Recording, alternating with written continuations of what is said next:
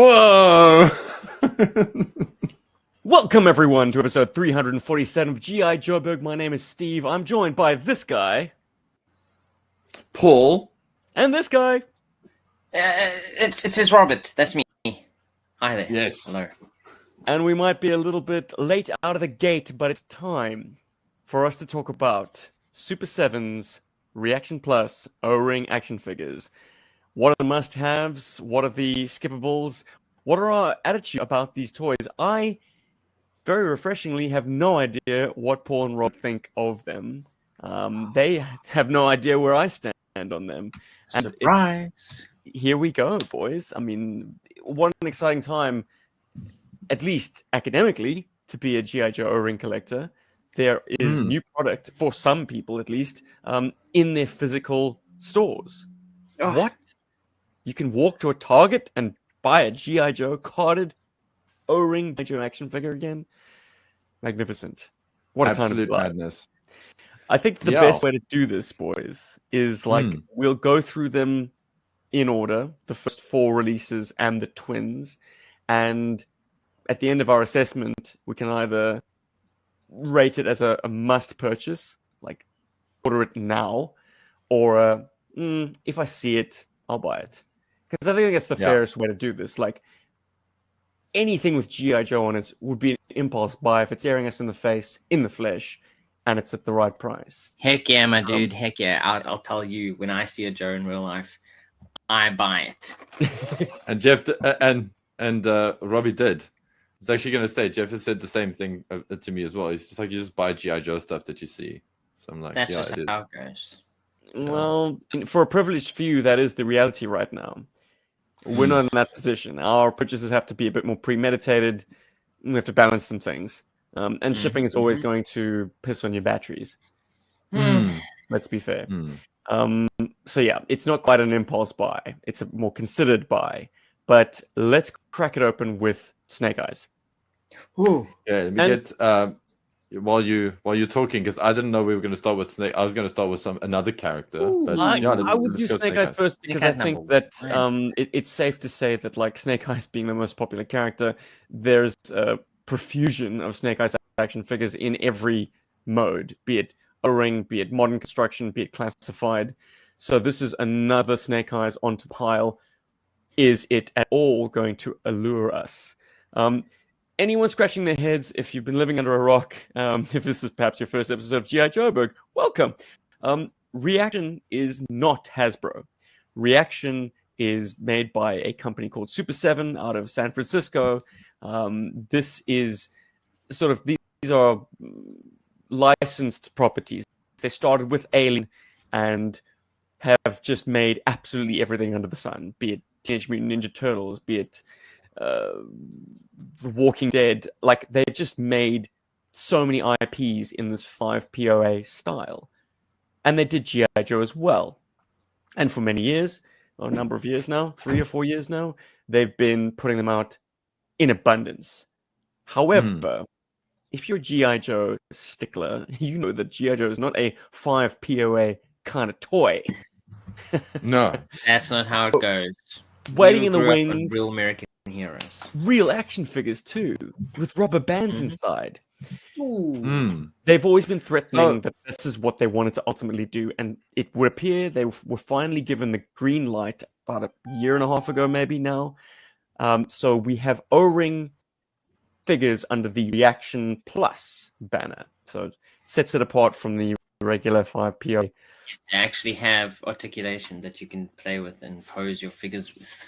They've got rubber bands inside, they've got screws, they've got T-hooks, they've got rivets, they've got all the furniture, all the architecture of the classic G.I. Joe action figure that we know and love.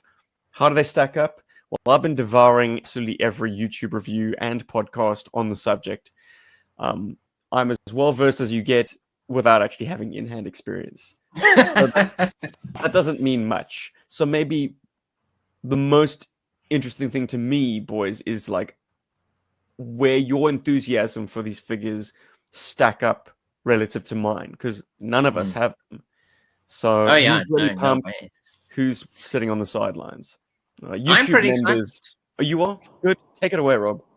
Dude, I think it's really cool. Just the opportunity to buy like 21st century O-ring figures is just fantastic to me. And I feel like, especially as the line is just starting out, even if there are figures that I think maybe I wouldn't necessarily always have wanted to add to my collection, I feel like, not like a duty, but I feel like I should at least buy as many of the different figures as I can. So at least, it gets an idea that like, hey, we are happy with this. We can see the potential of this, even if maybe there are a few that we're not super happy with. So I'm very excited. So you want to send the message, Rob? Is that what you're saying? Like that's what I'm trying to say. I'm trying to tell them, like Super7, your customers want this. We see the potential of this, and going forward, please keep making more of these. And I think that's speaking with your wallet is the best way of talking to a company. Whether you withhold funds from them or you give them funds, that's how they know that they're doing the right thing. So I think I am making it a priority of getting at least a couple of these, maybe all of them. I don't know. We'll see if my boss can help me out with it. So you're making a play to get them in stock in your comic book store? Absolutely, I think so. It just depends on licensing and other things. I know there have been issues in the past with GI Joe products and GI Joe comics. Currently, with GI Joe being Skybound, we can get the comic books, but I'm not sure yet how it works with the action figures themselves. So we'll just have to wait. What is the complication there? Like, is there an embargo on like American Army toys in South Africa? Not so much embargo. How it works is that companies buy licenses to distribute their products in different regions. The cheapest license would be your own region, America. And then the next is a worldwide license where you're allowed to ship things the whole worldwide. But that license that I believe that you're obviously purchasing or licensing from the company that holds the licenses for the toys, so like Hasbro, is a lot more expensive. So what they tend to do is that they'd rather just ship the stuff locally. So like America, Canada, maybe, Europe, at a stretch. But they prefer not to license it to be purchasable outside of those regions because they would have to pay more themselves on each figure that they ship out. At least that's my layman's understanding of it. There's also is Hasbro paying this? No, so it would be Super7 paying it. So Super7 gets licenses for distribution rights. So they, they're licensed to distribute within the States, and then say they can buy the license for Europe, so they get it and they can distribute there. But the most expensive one would be a worldwide license, where people are, anywhere in the world can buy the thing from them. But I'm speaking from a very layman's perspective here, but I believe yes, licensing costs a lot to be able to. It's the same like with TV series and movies and stuff, where they have them in certain regions. You pay licenses to watch those things. That's why, like Netflix, you have different TV series and shows that you'll get depending on what region you're in, and that's because they chose not to purchase the certain licenses for specific series and shows. Okay, that's so my layman's understanding of your bosses would bear the cost, and then I suppose to a certain degree, or the supplier would actually bear that cost. So I'll jump in there. Yeah, please, Paul, if I may.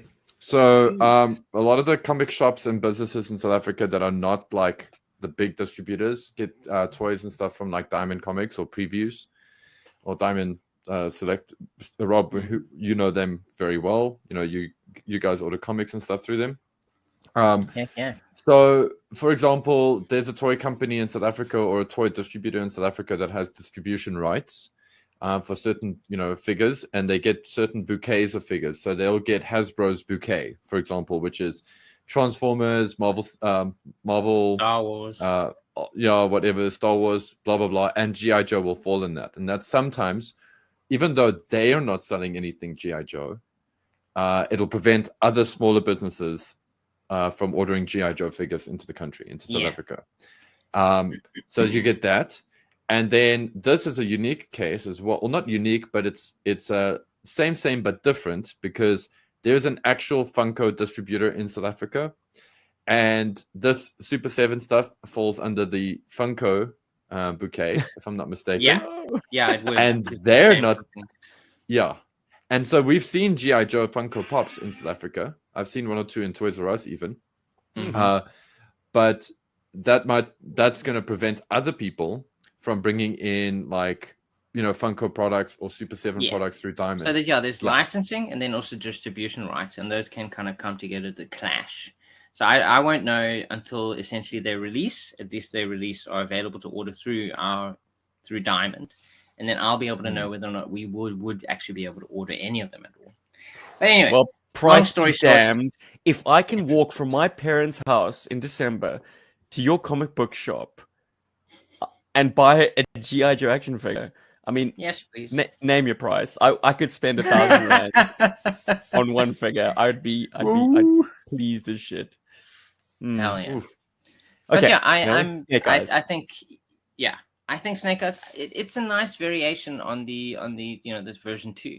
Obviously got the little blue bits, which I mean, take them or leave them. It doesn't ruin the look of the figure necessarily. I mean, obviously they're trying to go for the look from the cartoon, so we're getting a variation from the comic book. So we're getting a variation on what we've seen before, and obviously the 21st century tooling and all of that stuff. I would probably looking at the card art presentation. I mean, the main controversy is the blue when it comes to the action figure. And looking at the card art, I think they overstepped the blue a little bit.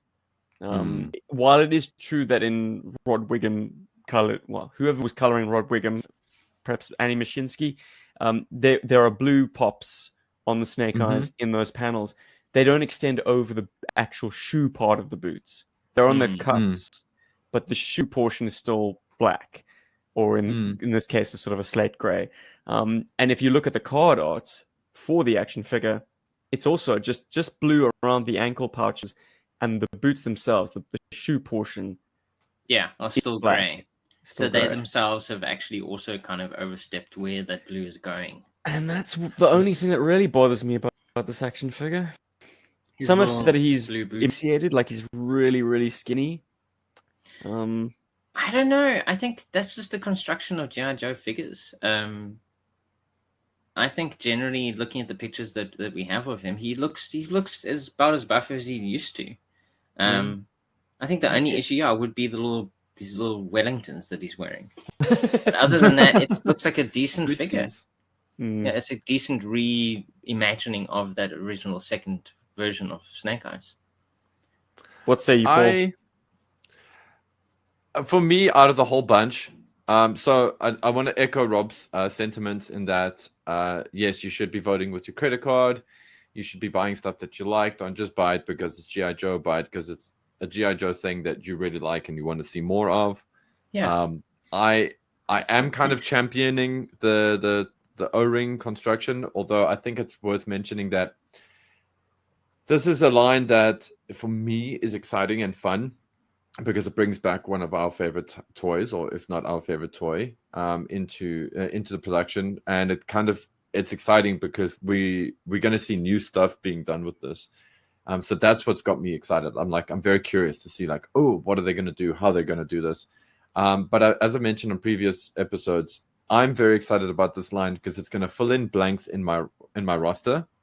It's going to fill in blanks that have been created by the cartoon and by the comic book, where there's characters that I just would have loved to have had as figures, but they never got made, either in modern era or new sculpt or anything. They've just been in the comic books and the cartoons. So that's what gets me excited about this line in general.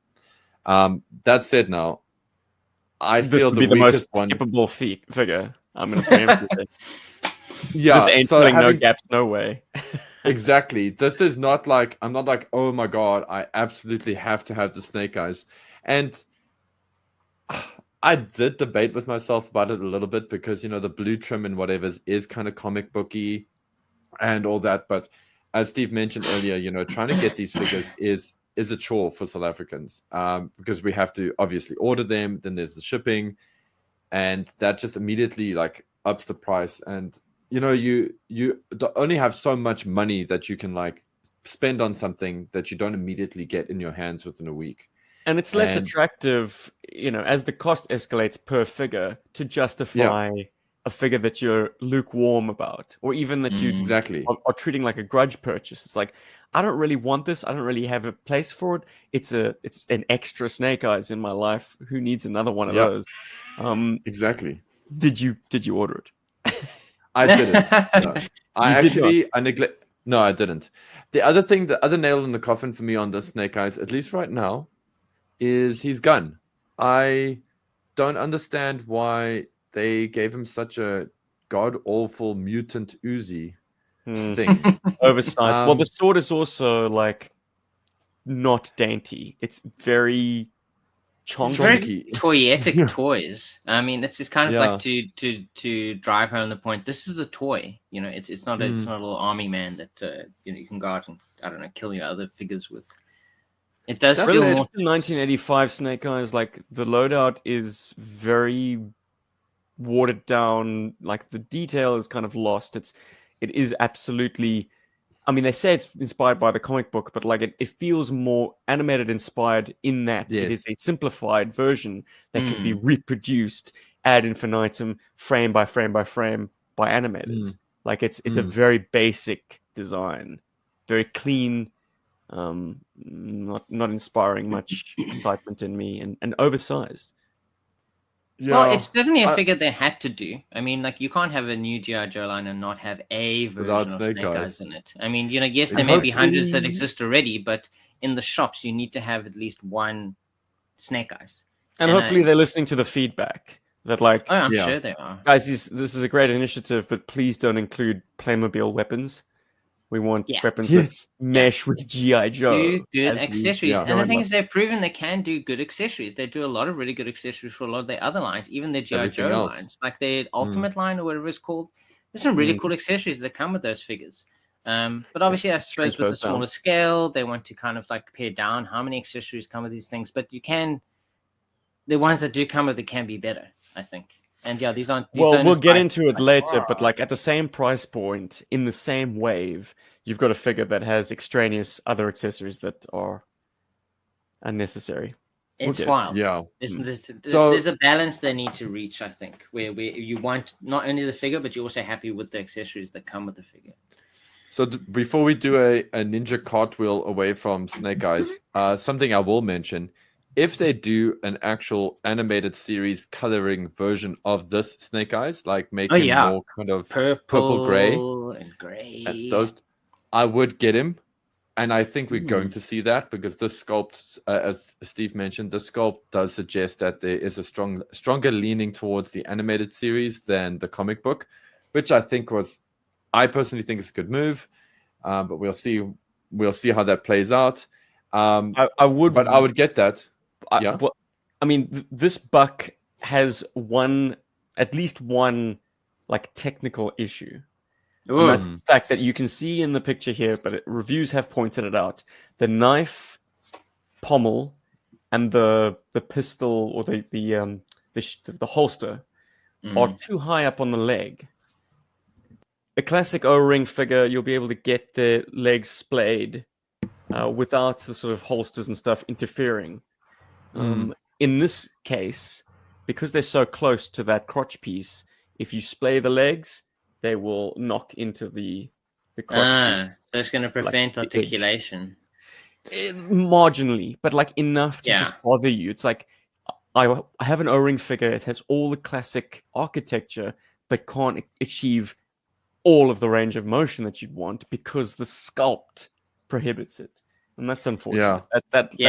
That's just a slight lack of foresight about how all these parts would then hang together.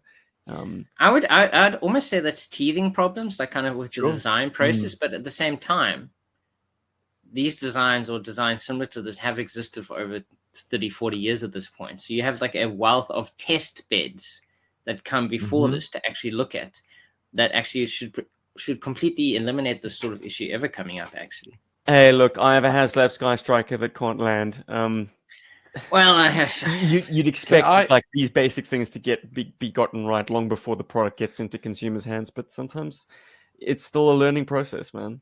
Like this figure was rubber stamped and out the door, and now they're kind of getting the feedback, and hopefully by wave 4, issues like that will have been corrected. Also, I don't want to sound like Johnny complain a lot or Johnny criticism or whatever, but hey, that's what we're here for, bro. That's what we're here for, exactly, right? But this is not criticism, but this is an observation that I've made. And I'm glad that you mentioned the holster and the knife thing, Steve, because I actually have not been watching any reviews on these figures whatsoever, because I want to have a completely, aside from having seen the screenshots and maybe a few screenshots that people have posted on Facebook that I can't ignore or can't avoid, I want my experience with these toys to be very fresh, and so I have my own opinions going into them. Well, you better leave this podcast right now, bro. Yeah, I know, right? Quickly. No, but I mean, like, I got the intel. You know. So yeah, but that's fine. You know, you can put your stuff out there. Obviously, I mean, that's what we're doing here. But I've just purposely tried to keep my blinders on as much as possible. But I do want to leverage this criticism, and this is actually at Super7's designers, not because I think they're bad or they've done a bad job, but if you look at the handles for the gun, the grips for the guns, and you look at things like you mentioned now, the holsters being too high on Snake Eyes' legs, these guys are very much designing a cool toy. They're not thinking of it being a playable toy. In my experience, the curved grip on guns tends to not always work so nicely with O-ring style hands. And I think that was done purely because they're trying to make it look realistic, and they're not considering it working as a toy thing. So these are things that I hope Super7 picks up on very quickly, and a lot of us. You're an artist. I'm sure you've illustrated Uzis before. It's a straight down pistol grip. It is a straight down mag. Yeah.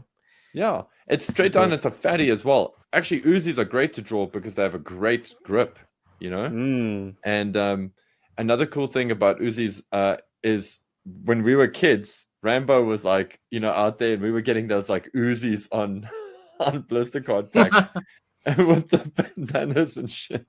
So I have water pistols, and they had the exactly. So we have a strong familiarity with that gun. So seeing this is it's upsetting, but I also don't think it's going to be fun to play with. That said, let's see what they do.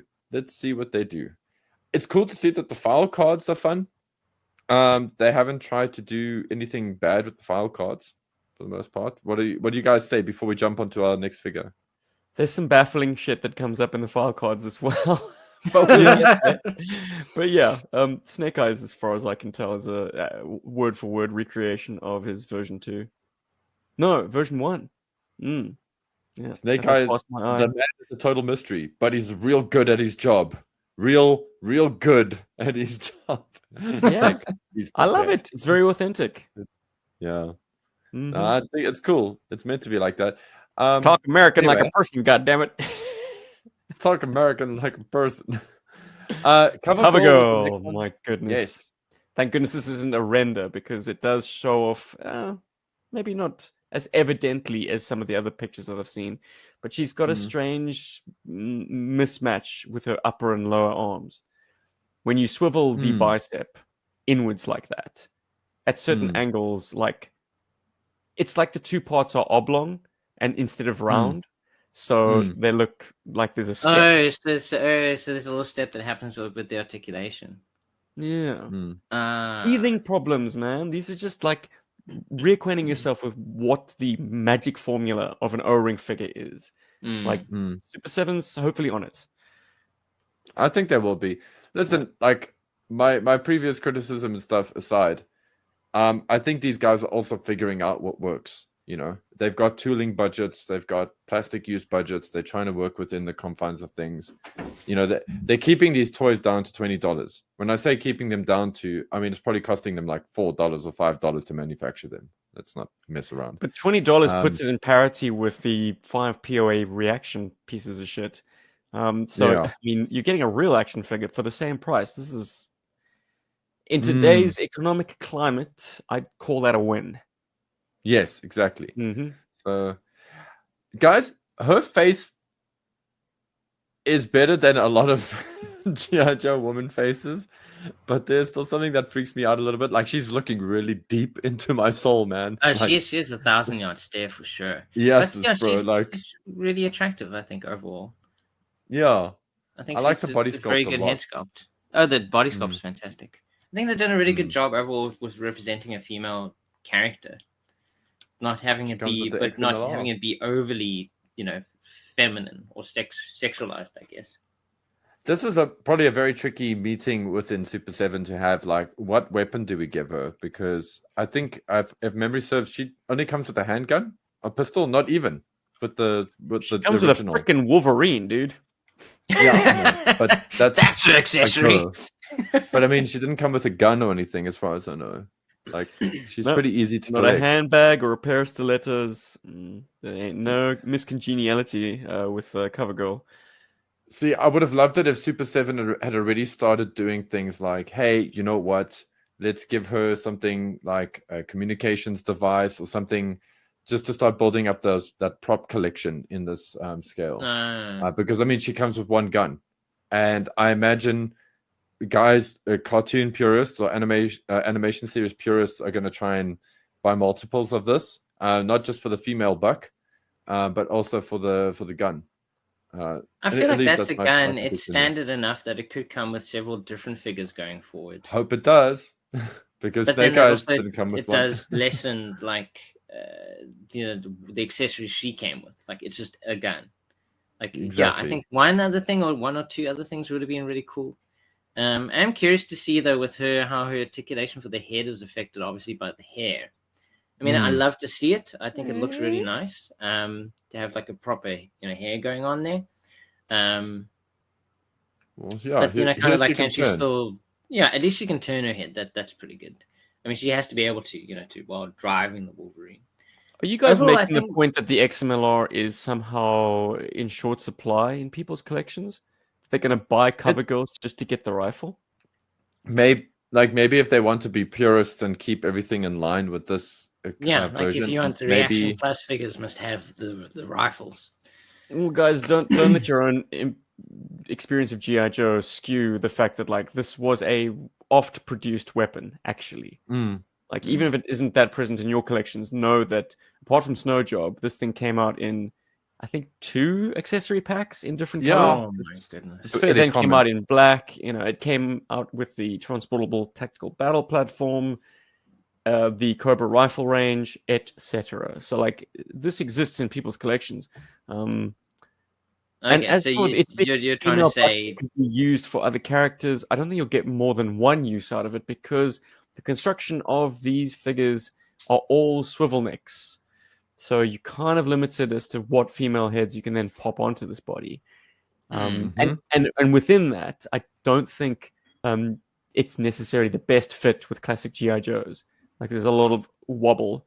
You'd need to kind of either take away material or add material to the joints to get a good fit. So it's not easy parts fodder, as easy as you might want it to be. Is that based off, reviews that you've seen where people have actually compared? Yes. People have taken apart bats, for instance, and interchanged parts like arms, legs, thigh pieces. I'd credit you if I could at all recall. I mean, it's just been a tsunami of reviews that I've just been devouring. Just know that Stephen did watch you, and he remembers that you said this. So you did a damn good job taking these things apart. I mean, I would never have done that in a review. All right, no one would ever do that. So I mean, so part swappability would essentially be within the line itself. So ReAction Plus, you'd be able to hopefully swap between the figures as you go along. Then kind of like the vintage head on Cobra Commander's body. Oh yeah, absolutely. Or a cool Snake Eyes. She kind of gets into a cool Snake Eyes outfit. Kind of like after dark, night missions. But I mean, that's nothing new. I mean, obviously, a lot of vintage toys can swap between each other, but then modern era toys, obviously, they have their own swappability or not. Hell, even within the vintage 82 to 94 line, like, construction variances mean that there are certain characters that can never swap. Yeah, so it was never a feature of the line. It's just a plus that you were able to, if you could figure it out for yourself. Yep. It took some rather hair-raising surgery to get a Ninja Force Scarlet head onto my classic 83 swivel arm Scarlet body. But worth it. Worth it. Worth it. Heck yeah. So, Paul, did you order CoverGirl? I did actually, yes. CoverGirl is one of the holes in my collection. Because I'm just having trouble getting a vintage one, aka I haven't really tried very hard, and B, I don't love, like, I was hoping that this would be, at least to my eye, a more attractive looking CoverGirl figure, and it is. Okay. So that's why I got it. Yeah. I mean, don't get me wrong, I'm still very much in the market for a vintage CoverGirl, but yeah, this one will do. And I'll feel less precious about Paul, this like, as well. if just taken purely, pie in the sky, if you had both these figures in your possession, which one would be your primary? Do you have place for multiple versions of the same character? Yes, it's called my toy box, and then I take out the cool ones. The ones I like the most. Okay, well then, wise guy, if you were putting together just who would ride your Wolverine if you had one? I would say I think vintage, because it just looks good together. Then what is the place of this CoverGirl in this imaginary collection that we're putting together? This is I may have alluded to this a little bit earlier, but I do love having an idea, like this visual of having a whole Sunbow kind of cast going, and like maybe doing like a cool backdrop and a few things like that for them. So I see her being in my Sunbow kind of world. Okay, so you have a Sunbow display where she'll be able to live. Yes, and also, I mean, it's just a female figure in GI Joe form. I feel like as a GI Joe fan, I have to buy this so that they don't. There's not enough of them for sure. I think I think I would consider getting her for sure. Once again, very few female figures, and it's nice to see another one. Just the accessories are disappointing, but at this point, we have so many accessories anyway. I mean, as someone who owns a lot of toys, Think about the guys though. Think about the guys who are intimidated, for example, by collecting GI Joe. They're completely intimidated by the whole vintage collecting thing. They've seen the prices of stuff. They've always wanted a GI Joe collection, but couldn't afford it or didn't want to go through the legwork needed for it. I think this line is going to appeal to those guys in a big way. Oh, for sure. I think they'd have to sell off all their 5 POA reaction figures first, though. I mean, that stuff is abundant and very readily available. So these people that you speak of, Paul, who want to collect GI Joe, at that scale at least, that would have been their first port of call. And now it's possibly out with that shit. But if they were a bit more like picky, they would have been like, I don't want a GI Joe that's like a Star Wars figure. I want a GI Joe that's like a GI Joe. No, they want a GI Joe figure that's a Star Wars figure, because then it sits better in their Star Wars collection. Yeah, I suppose. Ooh. I'm just has anybody got anything else they want to say about CoverGirl before we jump over to the next one? I think I'll save my final thoughts for final thoughts. Ooh. Okay. Cool. Let's get to the man with the plan. Cobra Commander. Cobra Commander. This is, I think, just right out of the bat, I think Cobra Commander for me is like the coolest one of the 4. I know I'm saying that even over the bat, but I think the thing that I love about this Cobra Commander so much is actually just the helmet. I love that it's not like the original is great for being the original, but the vintage version has got this like flat. The helmet is so flat on his face on the sides, and it just doesn't have that cool iconic cartoon shape. The original ReAction figure had that kind of vibe to the Cobra Commander helmet as well that almost made me want to get one just because it looked good. I'm so glad I didn't, and that this line has appeared and now manifested. So I think it's fair to say that I'm gushing for this Cobra Commander, as bad as that sounds right now. Yeah, I think he's incredible. What say you, Rob?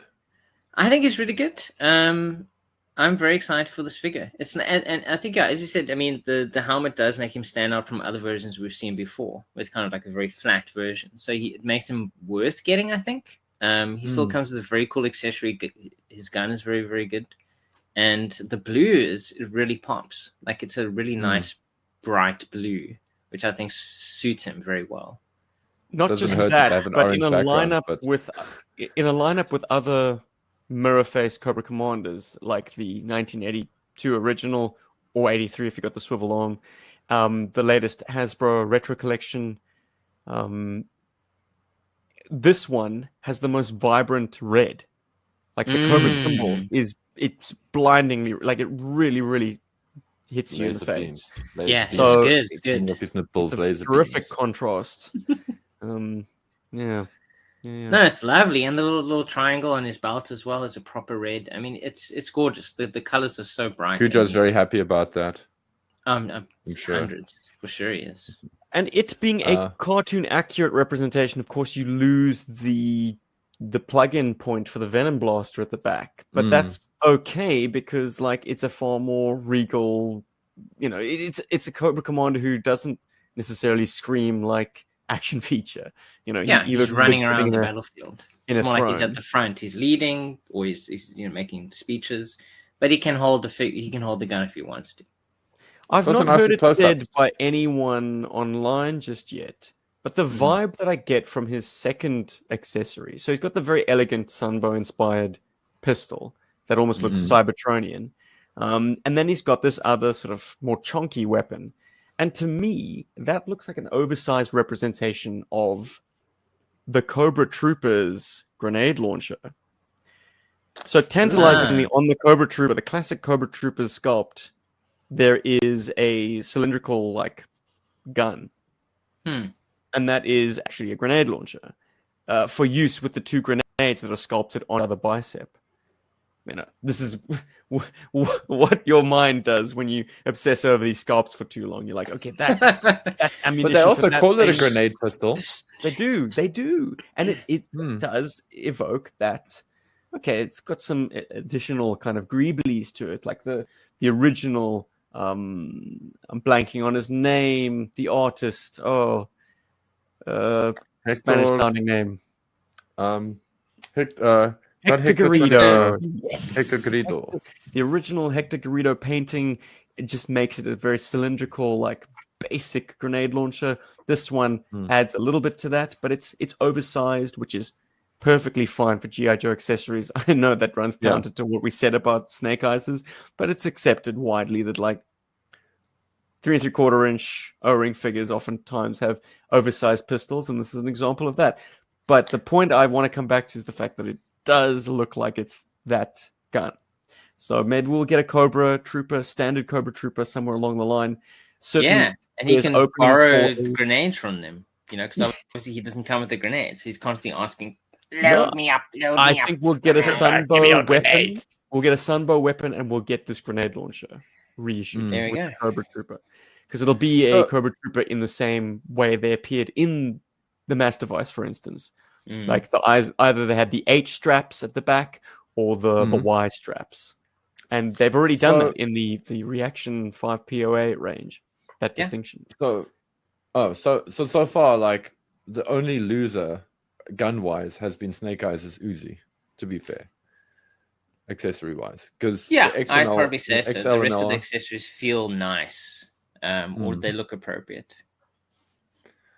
So now we're gonna get to Cobra Commander. This is, I can't get this toy to me fast enough. That's all I'm saying. I'm very excited for that. And okay, sorry, I've just shown the twins on the visual version, but I want to get to the bats quickly.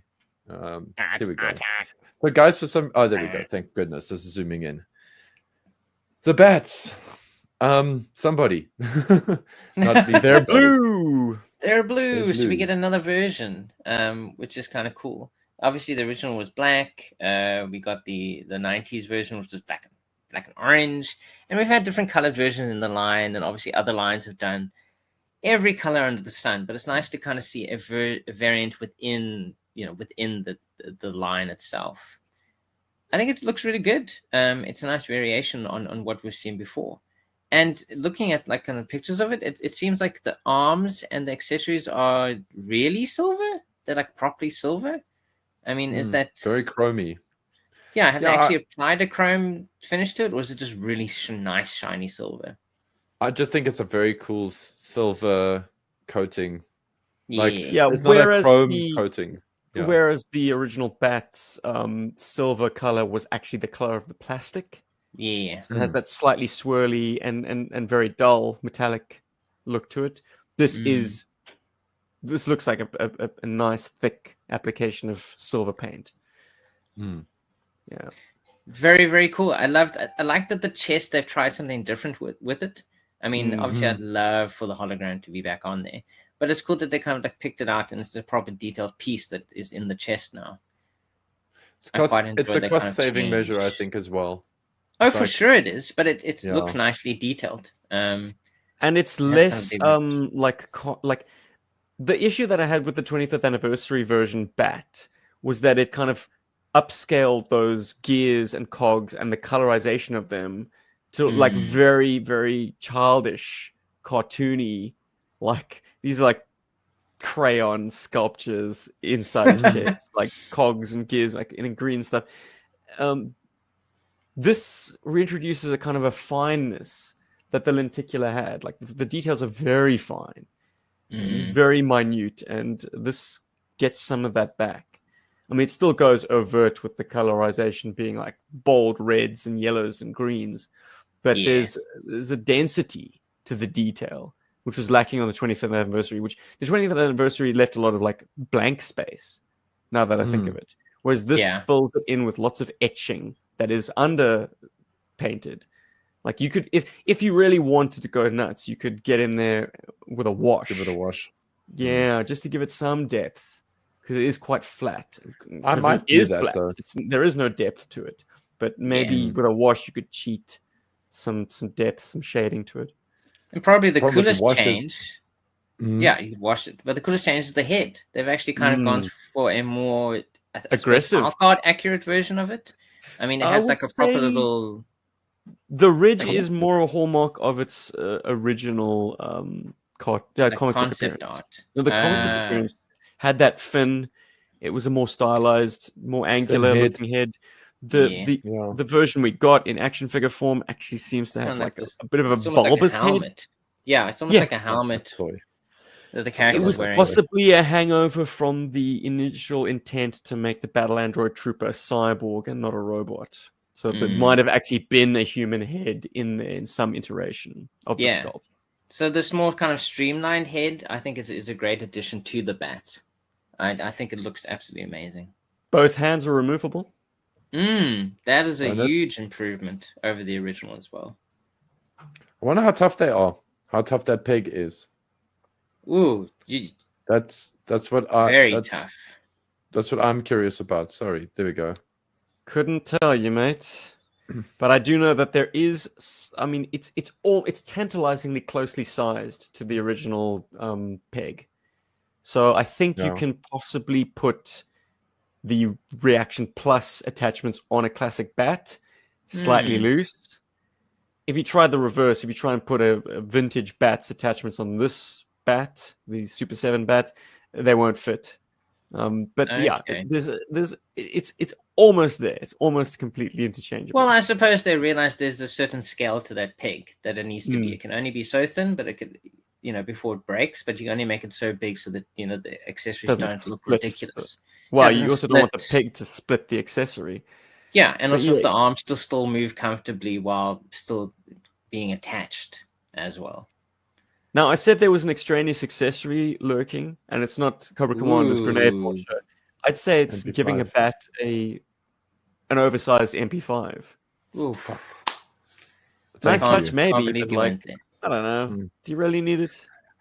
I like Bats having guns. I just don't know why they went with the MP5. It's another throwback to that issue 50. I figured that was the case.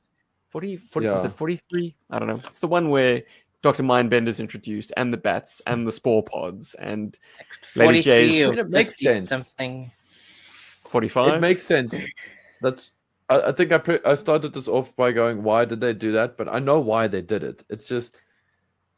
Variations on a theme. If you're a comic book stickler, that's the title of the issue. I'm blanking on the number, but yes. And I get it. a guy could buy this figure and be like, oh, like when he's telling his wife about his awesome purchase, and then he's telling his friends about his awesome purchase, or whatever. He's basically going, oh, and this is the gun that it featured within the comic book. That's how like cool these guys are. Like I get that vibe completely, because I mean we are that vibe. But I like MP5s. I think they're amazing. I think they're really, really great guns. It's a bit irritating for me. I don't know what it is. I think it's because of all of the later GI Joes coming with that horrible oversized MP5 like that I just didn't like. Oh, that thing, yeah. Like every other gosh darn GI Joe came with that. So this is not on Super 7. This is on me. Super 7's had a weird journey when it comes to gun accessories. I remember looking at like their Terminator and Terminator 2 reaction figures and thinking like, wow, those guns look way undersized. Like the pump action shotgun that came with Arnold, like that was piddly. It was smaller than Flint's gun, for instance. And now they've gone the other way, and gun accessories, particularly for the GI Joe reaction stuff, is oversized. Now I wish they'd flip-flop back the other way with their Reaction Plus stuff and diminish the size a little bit. Just a little bit. Okay. But once again, maybe this is another area of teething issues, and they're finding their sweet spot. We're going to see what works. Well, that MP5 would be an absolute winner if it wasn't gargantuan. Also, something that I saw in the actual photography of the bat, go away, twins, that gets me very excited, is... Okay, I can't zoom in now on this image for some wild reason that is beyond me. But on the photography, you can look at his chest part. It's got a bit of a seam around it, so where the silver meets the blue on the chest. Yeah, it's a separate piece. I'm very excited about that, because I'm hoping that I can pop it out if I undo the upper body. I'm hoping I can pop it out from the back, which I'm sure I could, because I can imagine so many guys with 3D printers and whatever is coming up with cool things to put in that space. I can even imagine like third-party guys coming up with their own lenticulars to put in there. So that's quite exciting. Oh, okay. So it's super customization. Yeah. I mean, having seen a Super 7 Reaction Plus bat disassembled, sorry, man, it's not a separate piece. You would have to cut plastic, and that's where the screw boss is. So that the front piece of the torso is where your screw goes into. So you don't want to be cutting this is totally anything. Oh, bugger. Sorry. Okay. So I mean, totally obviously, when they built it, but I mean, so in actual production version, it still looks like it's a separate piece, but it's actually attached. I imagine there's just a sculpted gutter between the sort of the ridge of the chest outline and the greeblies on the inside. But God knows I'm going to try and pick it out, because you could probably, if you really wanted to, what you could do is you could get two, and then the one of them you can actually sand it down until there's. I haven't got money for two. Just don't buy Snake Eyes. This is the file card oddities. Now, nowhere does a bat file card specify like file name, function, place of birth, but for some reason the copywriters at Super 7 decided to include those details on the Battle Android Trooper file card. So that's wild. It's a for Battle Android Trooper, like file name classified, primary military specialty classified, like birthplace classified. Like, come on.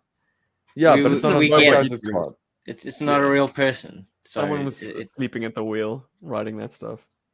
And I also want to just fuel the debate, perhaps, that the blue bat is not a case of, like, is Superman's hair blue? Yeah. The blue bat is comic books. It is black. colored. It's comic book black. No, it is not comic book black. The blue bat is blue because when the bats were introduced, that was the dominant color, and future colorists on the comic book adopted that as the style sheet of the bat. So if you look even in issue 130, my very first issue of GI Joe, they are colored this way. They have mustard accents on a blue uniform. It is not a case of That was actually a question, not a statement from me earlier, by the way. I'm just being aggressive because like people cite variations on a theme as like the be-all and end-all of bat appearances, but no. GI Joe, A Real American Hero had many colorists on it, and they each had a different interpretation of what the bat's coloring should be. So depending on what issue you're reading, the bats may appear more black, the bats may appear more blue, but there are issues where they are almost entirely blue. Okay, so this is the most comic accurate version of the bat we've ever seen. Of its first appearance. Yeah. And no, of its later appearances every single appearance ever. Yeah. But I'm saying for the record that Steve from GI Joburg says that in the comic books, the predominant color of the Battle Android Trooper was blue, not black. It is blue. It perhaps I also recall that. It was a mistake, maybe, that was then just canonized by later colorists seeing what was done in variations on a theme and interpreting that as blue and not black. And so, listen, it makes perfect sense why a Cobra bat would be blue. If you consider that all of the troopers, vipers, etc., have blue on them. I like this. Okay, if you disagree with me, viewer, listener, please let's have it out in the comment section. Yeah, you can send me home with some reading material, and I'll send you home with mine. Steven has receipts, guys. But this bat. This bat has definitely been part of Xavier's school for gifted youngsters. He's rocking the Scott Summers blue and yellow. Oh, very much so. He'll be a great custom for Cyclops. Yeah, or maybe, or at least the pants will, or even Cable. The only reason true story, guys. I used Dice as Hawkeye before I had a Marvel Universe figure for Hawkeye. Why not? Why not? I hate this blue so much on this figure. I just want to put that out there. That is why I have no problem taking this toy apart and trying to pull out that middle piece. And if it isn't even a separate thing, I have no love for this blue. This bat is purely because I love bats, and I'm excited to have a new bat in my collection, and I'm willing to overlook the blue, and maybe in hand it looks better. But yeah, I hate that blue, so I cannot wait for the darker blue version or a black version of this figure. Wow. I am happy to see a different color. I think it's going to be experimental purchase. It's actually more of a more accurate. Yeah. Yeah, you just file that thing down. You can put a Batman symbol on there, and it becomes a Batman. I mean, Batman. Yeah. The head sculpt is ultimately what wins me over on this guy. Although I prefer the original's head sculpt, and I prefer the artwork and the variations on the original's head sculpt, and I'm talking about the vintage original toy, not the original comic book. You love that fishbowl that he's got on his head? I love that head, dude. I think it looks cool. It looks evil. This is like Techno Viking. It has its own vibe. I do like this. Don't get me wrong. I like it very much. But I love the original more. I think it's more sinister somehow. And it's cool to have two variations of it, you know. It's nice to have. There we go. And also if I want to troop build some bats in vintage, now I have the means to do so. Not that I'd troop build in the numbers of 50s, maybe like 2 or 3. You know. Go crazy. Yeah, definitely way cheaper. So I'm hoping they will do them in different colors, because it'll be cool to have this like hodgepodge of different bat colors together, or Mod Podge, should I say? So these are the 4 individual figures that came out online. Are there any other figures coming out for Reaction Plus? There's a deluxe pack. Target exclusive. Damn. And BBTS exclusive. Yes. Sorry, I mixed up my retailers. E-tailers. That's so good. E-tailer. So we have the twins in suits. So nice they made them twice. Wow. Guys, when I first saw these figures, the first image I saw was this press image of the 2 of them holding briefcases, and I was not blown away. I don't know about you fellas, but I was not blown away by this shot at all. And for the listeners, it's the one where you've got the 2 Xamot and Tomax. They're standing and they got their briefcases touching, butts to butts there. A moon landing. Is that what it's called? Anyway, What if you're in the gym and you're at the showers and you accidentally sit down on the bench at the same time as someone else and your ass is touch? Yeah, that's called the moon landing. Why do I know this? I've never been in that situation before. Nah, neither have I. Totally never. I just want to just off the bat say that I did it to my wife once. It's hilarious. Oh. Hey man, whatever happens in the Jabba household, huh? When you see them, like when you see the two of the twins together and you're looking at them face to face, they're actually very cool looking toys in my opinion. And I also thought, hey, this would have been like a great opportunity for Super7 to like have saved some money or like save the buck or whatever. They could have just used the same body twice and changed the head, but no, they actually inverted the body as well. So they don't want to be crucified by the fans.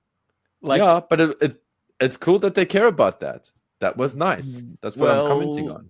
Yeah, it would be a huge damning sort of argument against this initiative if they dialed this in, because look at those animation cells, man. The one guy will always have the flower on the other side of his double-breasted. So easily fixed by just painting it on. I mean, just little splotch of blue, red in a different spot. Yeah, but the one's got a left-breasted suit and the other one's got a right-breasted suit, and it's awesome.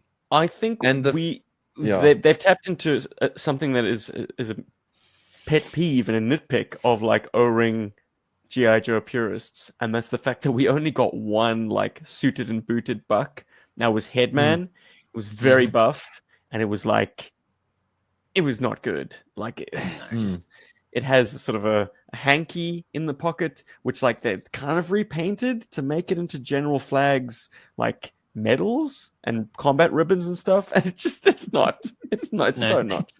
So you gotta give us a new like double-breasted jacket, suit, pants figure, and here it is. It's very cool. I think these are great. It's nice to see them out of their kind of like gym gear, as it were, or their kind of like gymnast outfits, their battle gear. It's there's more possibilities with these guys, I think, or more play possibilities where you can kind of like have them in different situations where it doesn't feel out of place for them to be in. So you want them, Rob? You want them? I think they're really nice. Obviously, it's just the price. I mean, it's difficult. I think they're like $40. Whoa, which is actually okay because I mean, I believe the individual figures are $20. So essentially, they're just like but $40. So that's my joke. Yeah, that's my joke. Yeah. Oh, sorry, Rob. I stole your joke. Well, it's the same thing with the originals back in the day, man. It was the hardest set to convince your parents to buy you because they were like, huh? The same. Why am I paying an inflated price and you're getting identical figures? Like, come on. But Mom, they're different people. They're brothers. Can't you tell? Gosh. That said, I think they were smart to do it this way because look at the backlash that the classified versions got. People were like downright annoyed. Separate box. Yeah. I was annoyed by that. Like, I may have even bought them if they were in a single card, in a single box and whatever. So it would have just been. Yeah, it feels wrong for you to have one brother without the other. Like they are a pair. You can't really have. It really makes you start. Exactly, it really makes you question like, which one is my favorite? Which one am I going to buy first? It would always be Xamot for me. The scar is too cool. You want the blemished twin because he's seen but you don't need that. You don't need that. You've got enough things to worry about in life than to have to choose which is your favorite of the Powley twins. Give them together, please. Super7 has given you the nostalgia 1-2 punch, however, and not just are they packaging them together, but they're packaging them in retro throwback sort of mirror panel card. What a fabulous presentation. And the card art is the same pose for the twins, but they're now dressed in real clothes. I hate it so much. You hate it. I hate it. It's amazing. It's amazing. I hate it so much. Make it big, Paul. Make it big. I want to see. I can't make for some. Oh, there we go. There we go. No, sometimes it just hasn't been working to zoom in. Sorry for the listeners. Exciting stuff to hear. No worries. I do not like that they've used the same artwork and painted over it because I think it's super cheap for starters. Okay. I think it's hella cheap. And also it's very distinct versus the other artworks. All the other artwork is trying to get this authentic Hector Garrido style art feel. Whereas this one's like literally, let's just like paint over that original artwork, and it actually looks like a sore thumb. Like that's my first issue from the, let's say, art direction, marketing, client asshole point of view. And then my other side of it is just they look completely ridiculous in suits and in those poses. I think it would have been far cooler to do something a little bit more interesting with this box art and kind of just, let's have an improvisation on the theme. Yes, give us the cool mirror packaging that people are going to rip up and throw away. That's really difficult to flatten and store. Give us that.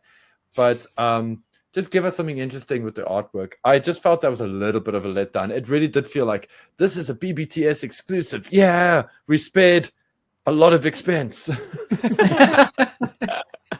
It's not that easy to trace over stuff. Come on, you have to get those colors right.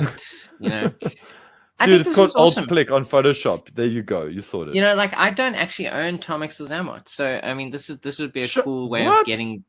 Yeah, What are you telling me now, Rob? I've just never owned them. I've always had access to Steven's ones. No, I don't. I think this would be a great way of owning them, in their suits. And yeah, I'm excited for this. I can't own all toys. My collection was always bottom Steven's. You must have the twins. They were big warmers here in South Africa.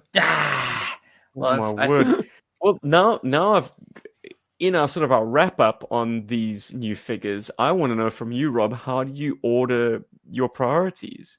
If you are dealing with a limited capacity to buy these things, what's at the top of the list? What's in the middle? What's at the bottom? Well, so the obviously with this being with the twins being BBTS exclusive, I think that's kind of separate from the other four. But of the other four, probably my highest priority would probably be Cobra Commander, and then Cover Girl, and then the Bat. I mean, the Bat is fantastic, but I think I already own two, and just having a slightly different color version is not like super a priority, even though I think it looks amazing. But having this version of Cobra Commander is definitely at the top, and then Snake Eyes is at the bottom of that list.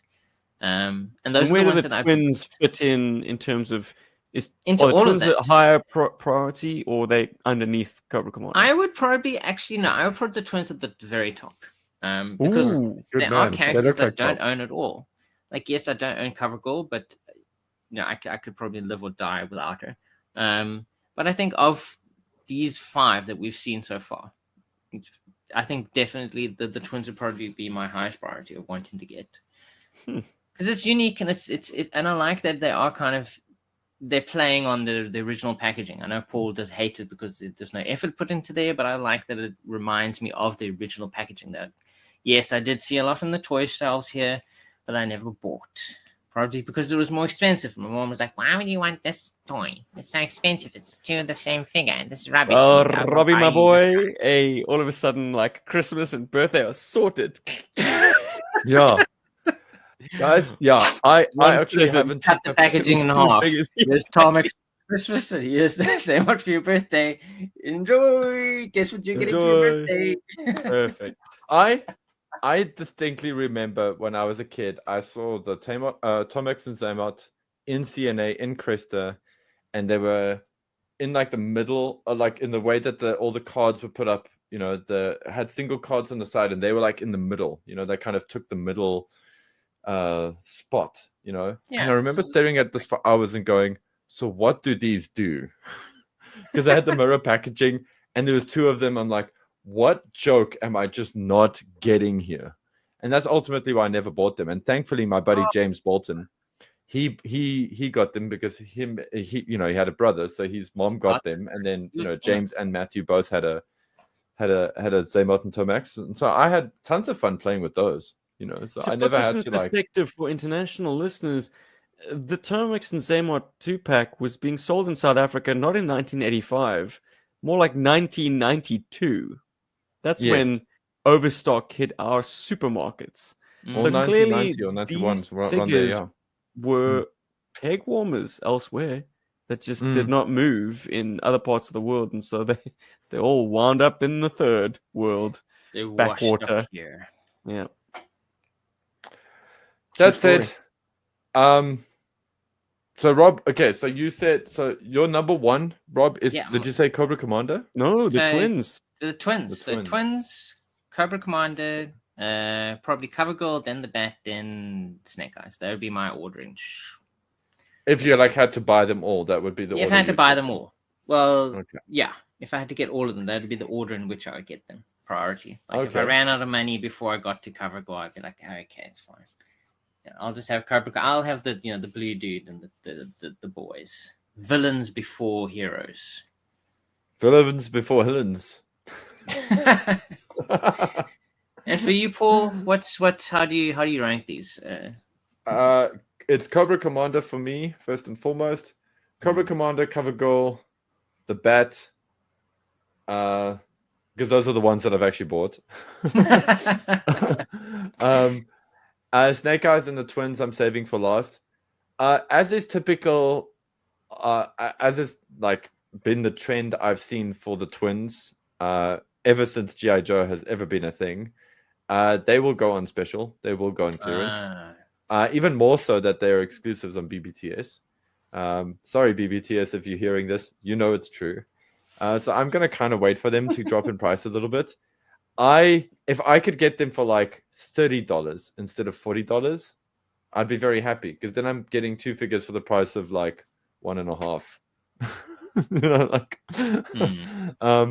I know it sounds dodge, but yeah. Why are you saying that $20 makes these figures overpriced? I'm saying that $40 for a 2-pack of essentially the same toy twice, and makes it just. I'm just not that thrilled about. But it's different bucks. They're different toys. You've become your parent. Basically, putting the brakes on because it's the same figure. It is the same figure. It's hilarious, man. And also, I've got the twins, so I'm not like it's not like I'm not burning to get another set of twins. Okay, it's like a variation on a theme. But of the three of us, you are the Sunbow guy. Yeah, so I will get them. Okay, I will get them. It's just not this month. Not like right I now. want them. I don't hate them at all. So it sounds like you want all of these. Like at some point, you'd like to own all of them. Yeah, although I can seriously I can give Snake Eyes a hard pass until they do a Sunbow animated version of him or something. Okay. Yeah, I can actually give him a hard pass for now. It's just also I'm a little Snake Eyes is a bit played out for me at the moment. Well, I think any GI Joe collector would hopefully be able to say that. I mean, we all have at least 5 to 6, 7, 8, 9, 10, 20 different versions of Snake Eyes. I have like 30 of the things, I'm sure. And oh I just want to put this out there. Not buying the twins now and not buying Snake Eyes now means I can actually pay for the shipping to have my figures. Oh, there we now. go. Yeah, that is a reality for someone living in Africa when you're choosing your toys. The shipping is a huge factor. It's an extra couple of toys.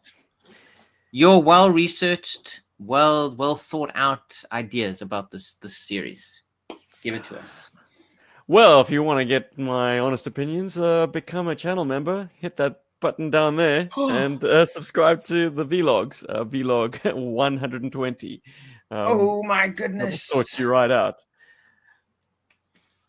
No, I'm kidding. Okay. The short version, man. My opinion. Yeah, exactly. What an asshole move would that be? Yeah, no. Join if you like. There's some fun stuff there, particularly if you like play motions. That's kind of where they live now. But anyway, my outlook on Reaction Plus is I want them to give me something I've never had, and then I will buy. Right now, they're just variations on a theme. These are all, they're safe bets in a way. I will never want to usurp my circus clownish Crimson Guard commanders with the suited and booted because that's boring. It doesn't fit my GI Joe aesthetic. I like people in their V1 outfits if at all possible, unless there is a kind of a strong argument to be made for like a V2. That said, you're gonna have a hard time like not using 1985 Snake Eyes as your numero uno in your O-ring collection if you've got right. I got Cover Girl at JoeCon 2018. That was a high priority for me, and I got it at the right price. It was not the cheapest figure I got, but it certainly wasn't breaking the bank. And so I understand the difficulty of getting that figure now. And so I'm not going to easily usurp the original Cover Girl with this blonde bombshell. It has been said online that she kind of doesn't mesh that well because her details are dumbed down and made more cartoony.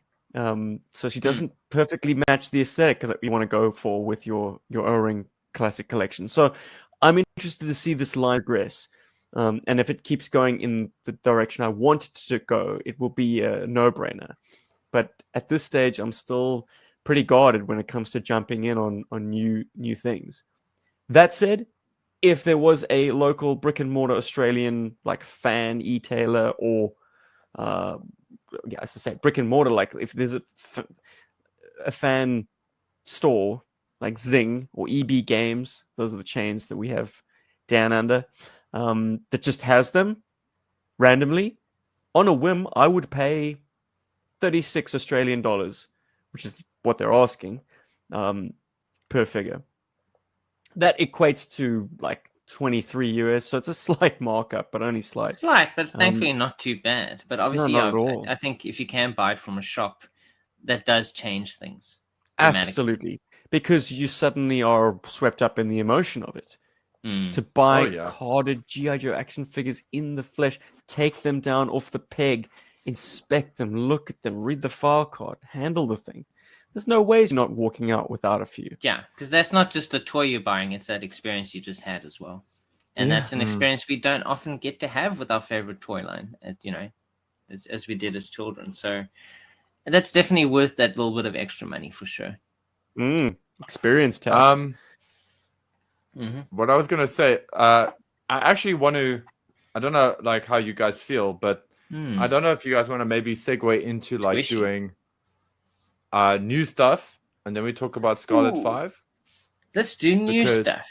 I think what you had to say segues so well into new stuff, actually. Oh my goodness, yeah, because we've been talking for quite some time. We might not, but we will. But I do want to just speak to what Steven said now. Dude, I fully hear you on that. I think that's why I got my cover goal. Like if I just look at myself and what I'm into, like with my Joes and things, just looking at trying to get a cover goal is an effort. And it's why I only owned one whole ReAction GI Joe, because I went out of my way to get a cool Snake Eyes. I mean, Storm Shadow because of the box art. But yeah, having a figure in front of you makes a massive difference. It's and I think guys need to, like, as much as we can sit here and like be critical about the toys and like get into this and that sculpting, whatever, that shit all goes out the window when you see it in hand. Like a lot of the time, standing in front of it and you're like, I want that. I'll get it, even if it's not the best thing ever. I'm definitely gonna buy that. But I do like the idea of having. Hey, what are you shaking, Rob? What is Rob shaking? So, 2 weeks ago, 3 weeks ago at this point, I guess, it was ComicCon Africa, where I got to go to Joburg and spend some amazing hug time with Paul. We got to hug each other quite often. It was absolutely amazing. There was lots of hugging. Lots of hugging. And on the final day, Paul alerted me to a stand there where someone was actually had old toys. It was mainly the Toy Biz X-Force stuff, I believe, mainly from the later series. So not so much the original version of Cable and Kane that Stephen and I grew up with, but later versions which were more toyetic and less. I guess they were all toyetic, but I mean, they were less desirable. Although they did have a cool black-suited version of Storm. So I think we have the silver version of Storm and the black version. Yeah, it's just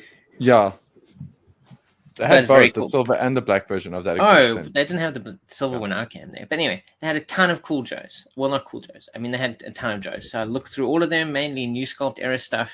But but I actually managed to find ones that were actually shaped like real GI Joes. So I got a fantastic two-pack of Major Blood and Rock Viper. See, proof that we would buy anything GI Joe if we see it in front of us. Well, I did narrow it down though. I was like, they have to at least look like vintage Joes, and they're obviously constructed like there were some New Sculpt era rubbish. Very cool. Box. And what makes this pack significant is that Stephen a while ago actually and he entertained all of us with the file card for the Rock Viper, which is actually, it's basically a, what is he called again? Range Viper. Range Viper. But do you want to maybe just, elucidate? Give us more. Oh, absolutely. I'm going to read this little bit of information for you. It's these guys, professionals. Rock Vipers scramble up a mountain crag as easily as the rest of us can stroll across a deserted street, and they do it so stealthily that it's almost impossible to detect their movements. The higher the mountain, the better they like it. More altitude means more room for pranks to a Rock Viper. They think nothing of slicing a fellow Viper's safety line or dulling the point of his climbing pick. Just for laughs. Of course, laughing would be easier if they weren't at 1,700 feet elevation and gasping for air. Laughter echoes a long way up or down. But it's no laughing matter for the GI Joe team if the Rock Vipers captured the high ground.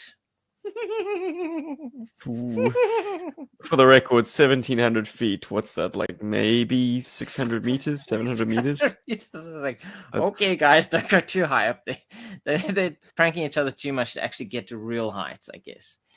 But you're not going to struggle to breathe when you're about a kilometer above sea level. Anyway, whatever.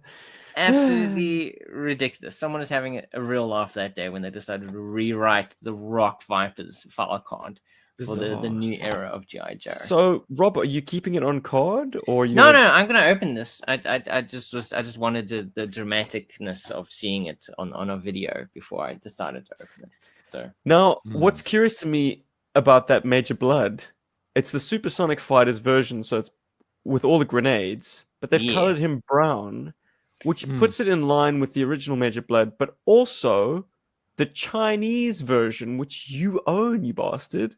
Yes. So actually, which you it's bought very similar. Carded in person at Factory Toy Shop in Paddo East. There we go. Amazing.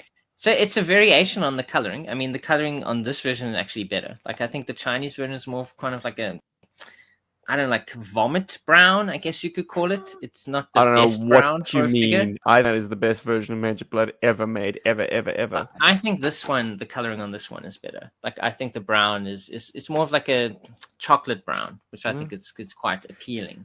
I'd trade you, but you own both of them. I already own the best and the second best now, apparently. So, it's anyone nice wondering, to have the best Chinese Blood has major General Flag's sort of upper body, and Lamprey's lower body, and it's done up in a chocolate brown with black highlights. Amazing combination. It's good, man. It's very good. And yes, this Range Viper is pretty cool as well. I mean, the coloring is nice. He kind of like he's marked himself on his leg with his Cobra, so you definitely know he's a Cobra. Yeah, what do you guys think of that? I'm not a fan, hey? When they have like GI Joe printed on the leg of the figure or Cobra printed on the leg. Yeah, it's a bit much. But an interesting thing with this one is that it actually looks like they've pre-washed him, or at least they've added extra stuff here, because his gloves and his kind of like forearms are colored in a way that they actually have like a wash on them.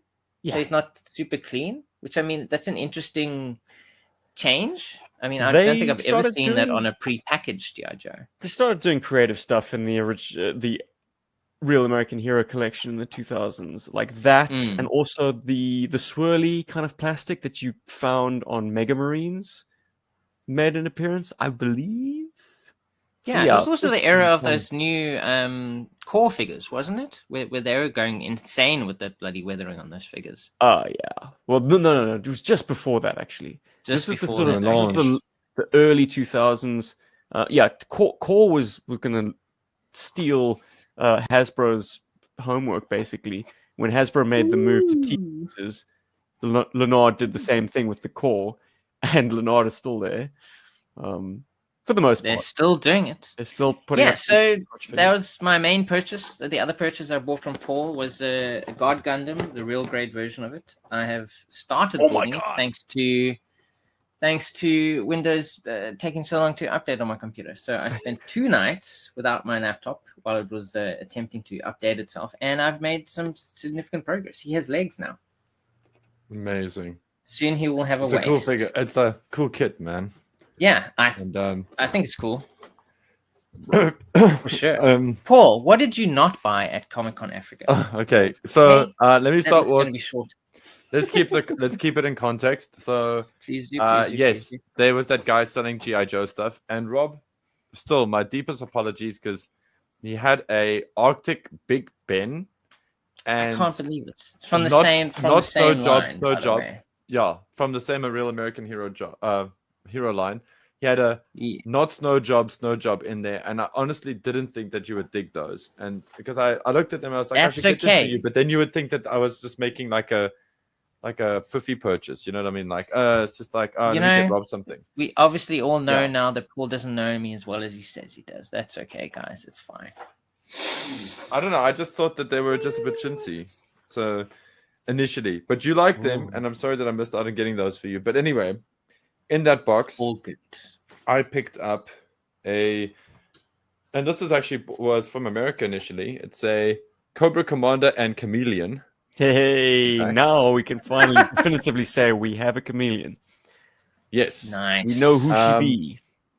And she was originally on a sales price in the States somewhere for $11.99. I marked down from $15. So that's quite interesting. And for the listeners, this is also the Real American Hero collection. It's a 2-pack, Cobra Commander and Chameleon. Chameleon being a Baroness, but with slightly reddish with highlights. Red trim. Red trim, yes. That's it. Yeah. Nice variation.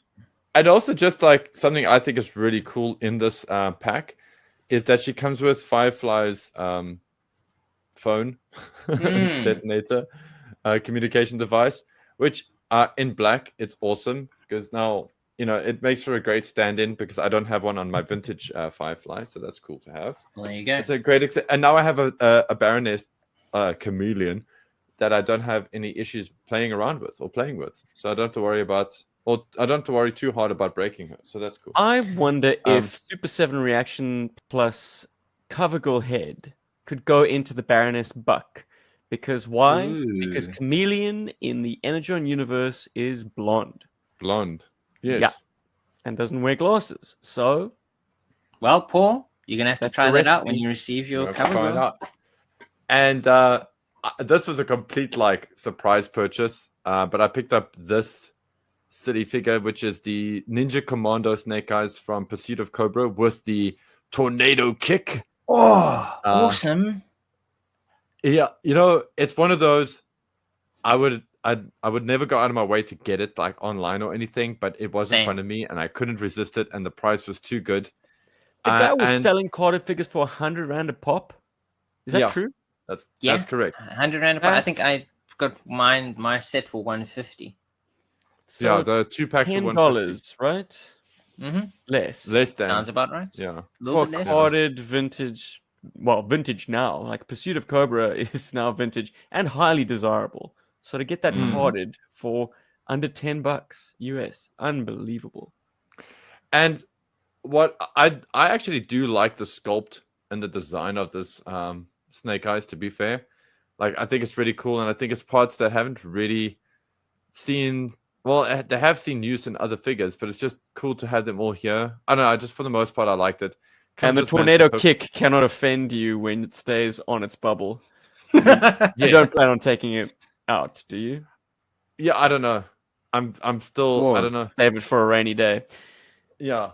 And then the last figure I got from that bin, and I had to because it's not every day I see one of these, but it is X-Men. It's an X-Men figure. It's Cable from the X-Force of that line, and it's amazing. It's Cable version 4 if anybody cares, and it's air assault cable. I've always wanted a cable as an X-Men figure, and I could never like find one. And when I, because before I always thought he was cool, and then there were other figures that were cooler at the time. So yes, I'm very happy to have my own cable now. I don't think I'll ever liberate him. 100 rand. 100 rand. Screw you guys, man. I wanted to be at this ComicCon. Magical. Yeah. Next time. And then talking about like figures that you see when you see them in person versus seeing them online. I have been fawning over this line of toys online for a little bit, and I've been umming and ahhing about getting them or not, and it was like one of those things. And then at Comic-Con, lo and behold, at all the places, at all of the places that these could have been sold at Comic-Con, I found them at, lo and behold, Toys R Us, and that is the Jada Toys or Jada Toys Street Fighter figures, and they are amazing. Hadouken! And absolutely, look at this kid. He's so rad. And these are the version 2 as well. So they've actually had some running changes, which makes them even better than their initial releases. There was no way I was going to put these down after I saw them in the flesh. Like, I literally saw them there, and I was like, I'm grabbing Ryu. And then I picked up Ryu, and I was like, oh, let me get Ken. Because if I only have to buy 2 of this line, I'll get Ken. And then the following day, I went back, and I got Chun-Li as well. I was so close to buying this figure because I was like, she's so good. The articulation is amazing. Like, I got to play with at Paul's place, and they can really get them into most of the poses that they are capable of, of the stuff they can do in the game. And they all come with stands and stuff to be able to reproduce one of their moves at least. Yes. Very cool line overall. I'll show the Hadouken on the camera version. It has hands in it. It has hands inside, because that's how it works. He detaches his hands when he wave motion fist, and his hands regrow once it hits you. Now, what is the retail on this? I mean, you're buying it from Toys R Us. It's obviously not marked down, so they hit you with the high figure. What did you have to part with? Oh, dude, it was so nice actually. At Toys R Us at Comic-Con, they were listed at $699. And when I took them to the counter to go and pay for them, they were $499. So they actually were in line with the American pricing. Much. You could have bought 5 cables for that Chun-Li, but you decided to own 1 cable instead of getting Cable and Kane, Shatterstar. You could have had Shatterstar. You could have had Domino. Got Domino. I'll put this one in front of the camera, even though Rob and Paul have seen it. But this one goes out to channel member and patron, codename Railroad. I know he's a fan. I got a piranha. Piranha. But my life is such a shambles. I've yet to take it out on the open waters. No, I know that it floats. I've tested it in the bath, but man, you ain't played with a Cobra aquatic vehicle until you've taken it into the surf. You have to. It's also a witch. It's a wonderful companion piece to the Moray, same maroon color, and it came out the same year as the Hammerhead, which is arguably the greatest Cobra aquatic vehicle of all. Absolutely, it's up there. So yeah, there you go. It's terrific. Like, this is such an underrated boat, such a sleeper hit. It's great that it kind of complements the hydrofoil. It's nice that they kind of continued along with that aesthetic. Even has the same. So much better than the Devilfish. Yes, it does have the same like Moray, Cobra, a Cobra Navy maybe. Maybe that should be like the standard Cobra Navy decal. That's so sick. I kind of like Cobra Navy. This is so good, and wound up being a great donor vehicle because you don't really need a seat clip that it came with, but this was complete, so it came with the seat clip. So I took this off and whacked it into the Locust that comes with my General, which was missing a seat clip. Owner vehicles are the best. eBay sniping is still the way to go, my boys. I mean, I was at a doctor's waiting room. Lucas was just getting some checkups, and I was sitting out front with Elliot watching some TV, and I was scrolling eBay, and this thing was like 3 minutes to go. And I was like, wait for the last second, and made it mine. Someone else was asleep at the wheel that day. So the price was right. I think it was like, I'm going to say 30 Australian. And it came with a bonus price Viper. People did not know they were dealing with that was more eBay expensive veteran. than Chun-Li. How do you figure? 30 Australian is 300 Rand. Whoa. No. But it's $25 on Big Bad Toy Store. eBay veteran. Oh, Steven knows. Okay. He snipes. Whatever. Let's talk about Scarlet. He'll wake up guys. at any time of night to get an eBay. Scarlet. Issue number 5. The miniseries has concluded. And I'd just like to say that I was underwhelmed at the end of each issue. Each issue had me thinking, this isn't how I would do Scarlet. I'm angry with this book. But guys, I have rolled back on every single opinion I've had from the get-go, because I did a reread of all 5 in sequence before this podcast. And may I just say that it hangs together very nicely and adds something to the mythos that maybe we've been missing all along, and that's giving Scarlet a new wrinkle. Scarlet's typical character trait has always been the tough first girl of GI Joe, who's also Snake Eyes' love interest. Everything that goes on in her life is in some way, shape, or form completely dependent on her relationship with Snake Eyes. The Scarlet miniseries and GI Joe to date in the Skybound Energon Universe has Snake Eyes completely absent from it. These characters are all standing on their own 2 feet, without him as their crutch. And man, I am fucking here for it. That's why I love this book so much, dude. The relationship that Scarlet has with Jinx, whatever it is in your own minds, is phenomenal. Giving these 2 characters some backstory, giving Scarlet an in with Stalker, with Snowjob, with the frickin' Arashikage. That's Snake Eyes' shtick. She just stole it. I'm here for it, man. I am here for anything that really shakes up the established order of G.I. Joe. So, regardless of how, MacGuffin-y it might be and how absent, main G.I. Joe and Cobra tropes are from the Scarlet miniseries, take all that stuff away, even if it's just her fighting ninjas in a building. It's a mix of Kill Bill and Mission Impossible. And I like that comparison. Even with it as derivative as that, the fact that it takes the leading lady of G.I. Joe and gives her strings to her bow that we've never seen before, yeah, I'm here for it.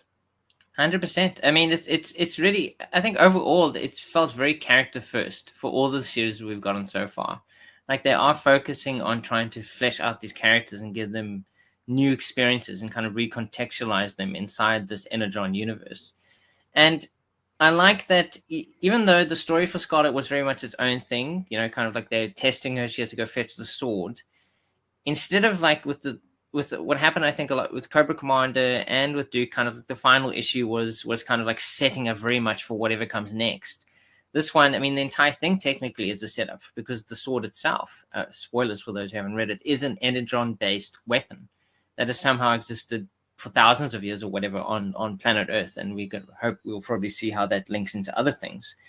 But it's nice that whatever was the link into to the rest of the universe was part of the story itself from the beginning, as it were. But you can also kind of take it out and have it not be in there, and not ruin the overall 5-issue miniseries. So as a 5-issue mini, it's probably the strongest in that it all holds together well. You don't have to read 4.5 issues or 4 issues and then be like, oh, this final issue is just telling me what's coming next.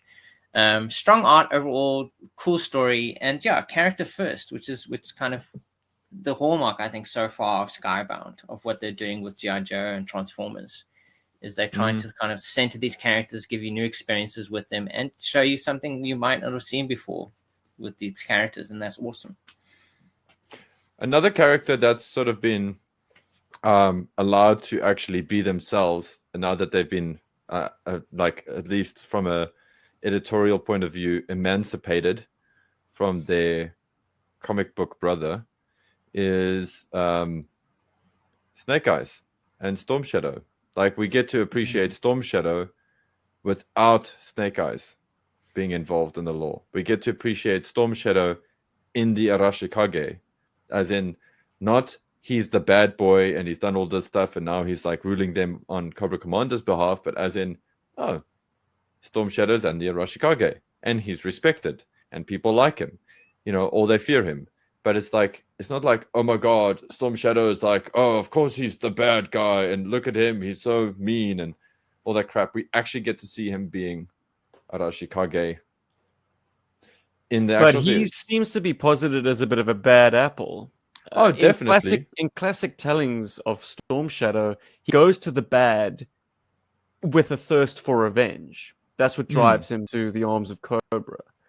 In this retelling, he goes to the bad because he has a thirst for power. Yes. He wants the sword, and the sword seems to give him power over the Arashikage. Paul, I want to perhaps talk about the end of the book, so spoilers, jump off now if you plan on reading it and you haven't yet. Yeah. Storm Shadow, the whole thing is in service of getting the Sword of Life. This Arashikage, or this Energon-powered blade, back to the Arashikage temple. And the very end of the book, they hand it to the Hardmaster, and the Hardmaster hands it straight back to Storm Shadow, and Storm Shadow wields it as, I suppose, the symbolic new leader of the clan. But Paul, I'm sure you noticed which hand Storm Shadow handed the blade to the Hardmaster. It was incorrect. Or was it correct? Yes, it was incorrect. In that case, no. In that case, it was fine. It was because like Storm Shadow is he's now the new number one. He's handing it, in such a way that makes it easy for him to slash the Hardmaster. To take it back, yeah. Is there mistrust there? No, I think there is a case of, I think there's a case of Storm Shadow knows his place in the organization. So he's handing it to Hardmaster the way he's doing it.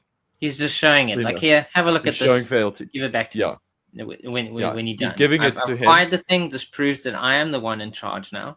So I'm just giving it to you so you can inspect it, and then you hand it back to me because I'm the guy in charge. I think it's deeper than that, but that the deepness is unfortunately not said. It's something that I've inferred for myself, and I don't know if it's going to play out this way. So maybe saying it here, it'd be cool to see if we come around to that. He gives the sword to the Hardmaster, knowing that the Hardmaster is not going to kill him with it. He knows that. He trusts. He knows. He knows. It's fine. He's like, and the Hardmaster gives it right back to him because I think the Hardmaster not realizes, but is trying to tell him, I am not responsible enough to wield this kind of power. You have it. And let me see what you do. And I think that's the first test that Storm Shadow fails in the eyes of the Hardmaster. The first teaser. Setting him up to be a fall guy. Okay. Right. I think he's basically going, if I don't want to use it, you shouldn't be using it. And he's like, oh, yeah, okay, you're He-Man. Cool. Yes. Yeah, okay, I think so there's definitely... For the future. Yeah. And I think when Scarlet comments on, she thinks the sword is misnamed, she's like, Sword of Life. I think that's like, she kind of comments on how that's an incorrect, like maybe a misnomer. I think in the hands of Storm Shadow, it is, it is wrong. So I think we're going to see that. Well, let's spell it out. Like, in the hands of Storm Shadow, it should be called the Sword of Death. Yes. Maybe it has life-giving properties. Maybe it is I think it does. An eternal supply of power. Like maybe it's better than Energon in a way that it is a sort of a blade that does not ever dull or go out. Yeah. Just like because of the process of making a katana, the way that they kind of make it, the way that they made the Energon into the sword could be. There's this cool story, folk tale or folklore in Japanese culture of the greatest sword that was ever made, and how it was like a competition between two swordsmen. Now I'm just going to get to the end of this because I don't have time for the whole story, but basic story is the one sword was put into the water. It was hung from a bridge, and the stream passed through it, and everything that touched the sword just very cleanly just sliced. Leaves, branches, twigs, fish, everything that hit the sword, swimmers, whatever, everything was just perfectly sliced. And then when and then the other swordsman's blade, the guy who made the perfect sword, he put the Masamune, he put his sword then in the stream, and what happened is everything very gently swam past it. It didn't upset the course of nature. It didn't mess up anything, and it was then decided that was actually the greatest sword of the two, because it didn't upset nature to be perfect. And so I think that's kind of the whole idea here with the Sword of Light, is that it is used as a weapon. It's going to cut and destroy and whatever, but I think there's other properties to it that is going to, it's going to end up being one of the big MacGuffins in this Energon tale. Because I think we're going to see Storm Shadow slice Decepticon and Autobot limbs off at nauseum. Yeah, 100%, dude. We've equipped him. But maybe this is the thing that reignites the spark in Optimus. Like, stab him in the heart. I'm sure I'm not the only one who is hoping that it doesn't play out that way. That we're not going to see too much like GI Joe and Cobra versus Transformers actual conflict. That these things exist in the same world because they both possess the same MacGuffin that links them. Like Energon is the power source that runs right through the Energon universe. But can we just not have us default to the Joes riding to battle on Optimus and Snake Eyes putting hand grenades in Starscream's optics? We've done it. We've done that already. We've done it. We've done it real good. Tom Shirley gave us the best version of I think we're going to go there. I'm sorry to say. I think we are going to go there. I think there's a big enough audience that wants that. But hopefully, but how we go there? Well, yeah. So far, Skybound has shown me at least that we're visiting some things that are kind of obvious, and we're visiting things that have not been obvious at all. And they're cross-pollinating things as well. Interestingly, like with Toy Box and remixing it, man. That's what I'm hearing. Which I think is cool. It does feel like there's a care to what Skybound is, what Robert Kirkman is trying to do with these licenses. And I'm also all for so it. glad. Sorry, Rob. No, go for it, please. How glad are you? I'm just saying, I'm just so glad that Steve's come around on this series the way he has. I know you didn't hate it. No, he didn't hate it, but he was very love how you've come around on this right now. It's actually cool. It's I just was always picking at the wallpaper in terms of what is this all in service of? And on the reread it became abundantly clear that Scarlet's main motivation is Jinx. It's all in service. Jinx is worth all of this trial. Jinx's motivation is this is what she's best at doing. There's something big coming down the line, and getting in bed with the Oroshikage is vitally important to that. And Scarlet comes around on that as well, because in her final meeting with Snowjob, before she's like, I can't come back with you. I can't come in. I'm in bed with these guys now. I've got to stay there. Come back from the cold. Yeah, I've got to stay in because there is something big. Jinx is going to need me, and they are going to need me. Hardmaster says it. If you survive this mission, you will be one of us. You've proven yourself adequately. There are 3 trials, and this was the final one. So Scarlet survives miraculously. She didn't get a freaking parachute. They didn't expect her to come back from this mission at all. And yet she makes it. I hope Jinx's shoes stay behind, however. If there's one nitpick, I hate those ridiculous stilettos with the claws. No, man, come on. Who thought that was a good idea? It's fun visually, but I know where you're coming from. The bird claw. The bird claw. Also, just a highlight for me from this issue is Storm Shadow slicing that guy in half, or sort of but that shot where you see Storm Shadow, and he's like, you're the first offering to this blade. No, that is tribute. returned to. Oh fuck! I love that because it's and you're seeing great. it through the viscera, entrails. like yeah. So cool.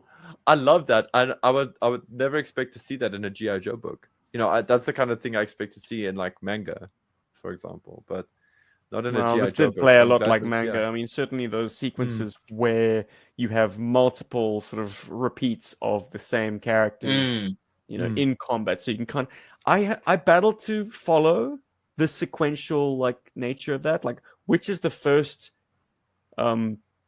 Scarlet shot of this conflict, and which is the second. Like, I couldn't follow. It just seemed like multiple Scarlets, multiple Storm Shadows, multiple Jinxes fending off against various assailants, and I was like, I can't really follow this, but it was a cool choice, and once again, Paul plays into the manga aesthetic, so well, if you can't tell, maybe that's the purpose. It's meant to be the chaos of close in martial arts combat. That could have been the intention. Because usually, I mean, I found it easy to follow with certain other types of panels where you could kind of like, oh, that's the first move, that's the second move. But but they didn't break up the panels at all. It was just one. When it was really just a big thing. Yeah, sometimes it was difficult to tell. But I feel like that might have been the intention. But overall, great fun. She needed a hospital after this. Like 100%. Just true to comic book form. Like, your wounds all heal between panels, because stuff that was absolutely debilitating, like maybe a book prior, all of a sudden you're swigging a beer with no job. That's true. She was like, "Oh, I'm dying," and then suddenly she's jumped off the building and she's like, "I'm gonna have dinner and a beer." And this injury that was really sore a few panels ago is now I'm okay. Weapon X. So, I mean, hesitantly, would this be your favorite of the miniseries thus far? No, I still think Cobra Commander is my favorite. I think 100% Cobra Commander. I would say I think I do like it overall better than Duke.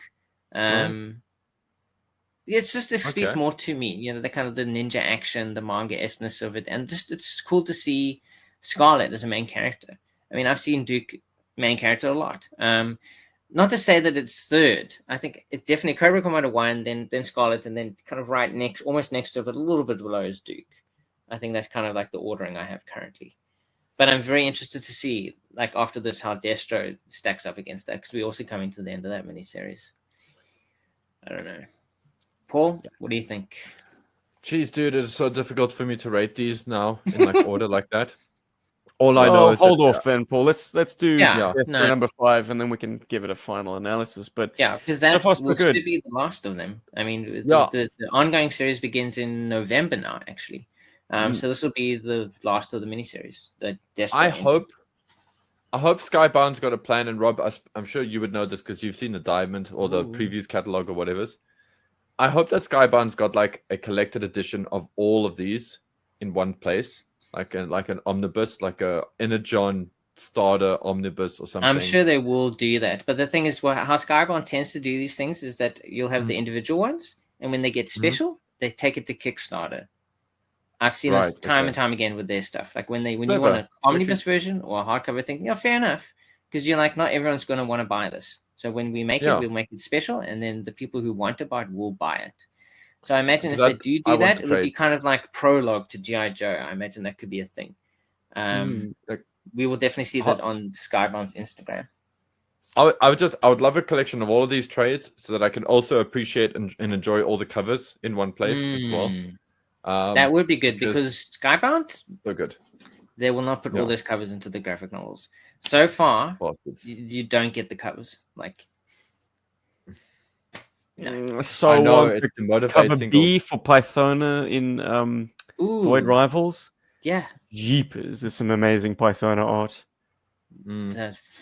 Also, I don't want to say too much, but a friend of mine, and I really have to be very careful with how I say this, but I know somebody who might be doing a cover. NDA. Maybe NDA. It's GI Joe. Yeah. That sounds awesome. We'll see. We'll let you guys know. It's not me. Sorry. If it was me, I would be like way more subtle about it. I'd be like, "There's a guy that's," but it's not me. So we've talked about I'm quite happy ReAction to Plus. risk my own shit. Yeah. Hell yeah, dude! Just risk your future employment for sure. Don't just ruin your chances of working at Skybound again. Why? Come on, don't do that. Don't do that. Don't spoil the spoils. The future spoils. But as for current spoils, we've spoiled you with our reaction to ReAction Plus O-ring figures. Yeah, We've given you our opinions about Scarlet #5. How Stephen came all the way around on it, and he was like, "Oh, I love Scarlet. She's my favorite now." And yeah, we showered you with our fantastic gifts and toys and things that we received from ComicCon Africa, and how cool it was, and how absolutely amazing and great it was. But sad too, because Stephen wasn't with us. Yeah, it was a very bittersweet experience. But hopefully, sometime in the future, we shall all be together on the con floors, walking them again, like a trio, like a team, like a GI Joburg. Am I imagining? Have we actually had a conversation? Have we spoken post ComicCon at all? Rob? Us? No, we have not. I don't think we have spoken about ComicCon Africa. I've avoided speaking to you for 3 weeks now.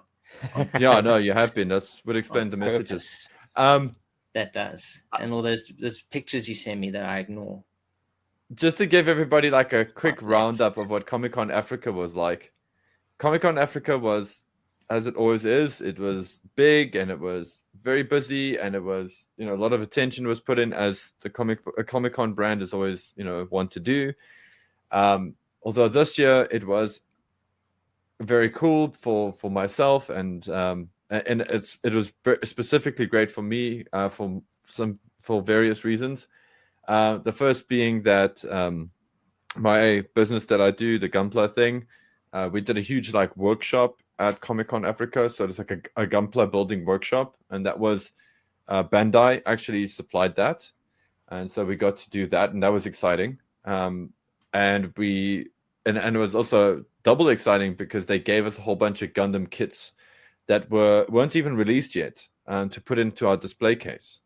I mean, it's their kits, but they actually were like, oh, cool. They didn't look at us as a bunch of third world, half humans or something. They're we're like, oh, cool.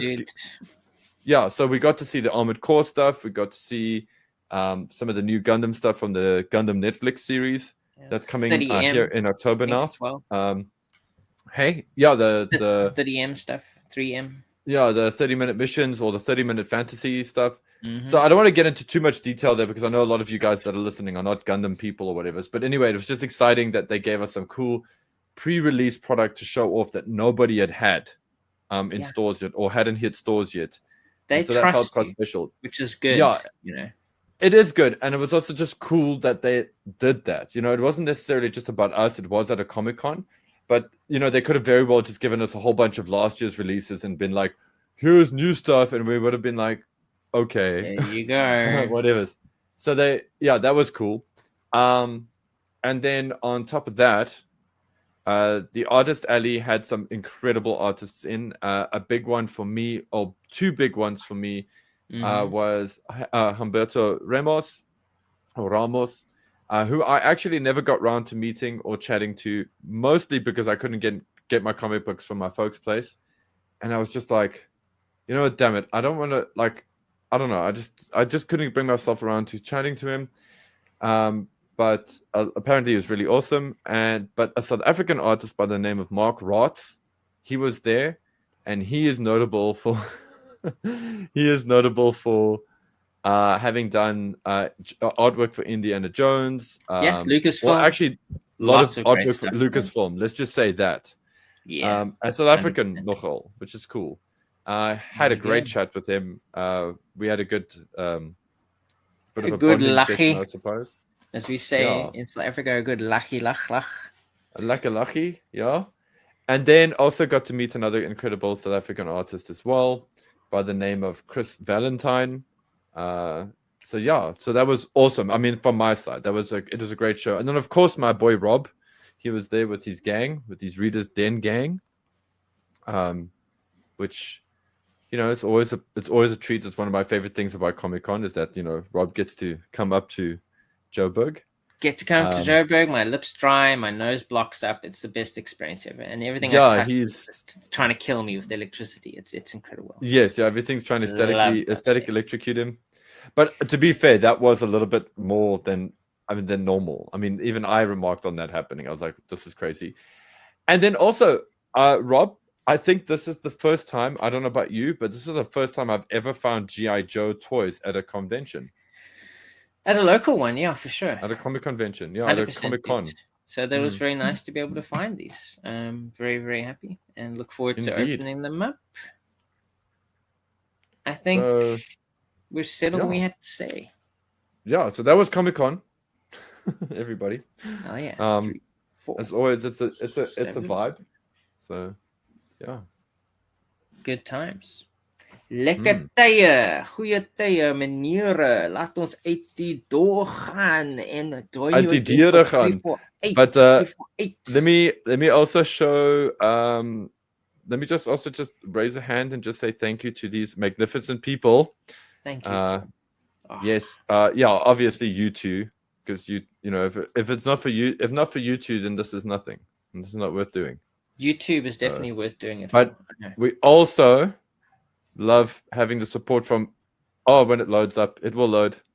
It's coming, guys. It's coming. Don't worry. There we go. If we've noticed teething issues. We're trying out different streaming services. We are trying to save the wonderful money that you give to us on a monthly basis. All these fantastic people. Dude, it's not even that. It's just like we want to be able to afford a streaming platform. And absolutely. I mean, there are behind the scenes things going on. We won't bore you with the details. But thank you to all these fantastic people that, if you're on the YouTube version, you can see now. They support us on Patreon. They support us on YouTube's. And yeah, beautiful people. And there's another row of it. Oh, this is so unbelievably clunky for our viewers. But you know what? Let's enjoy it. Let's enjoy its clunkiness. There it is. Absolutely. Yes, replaced.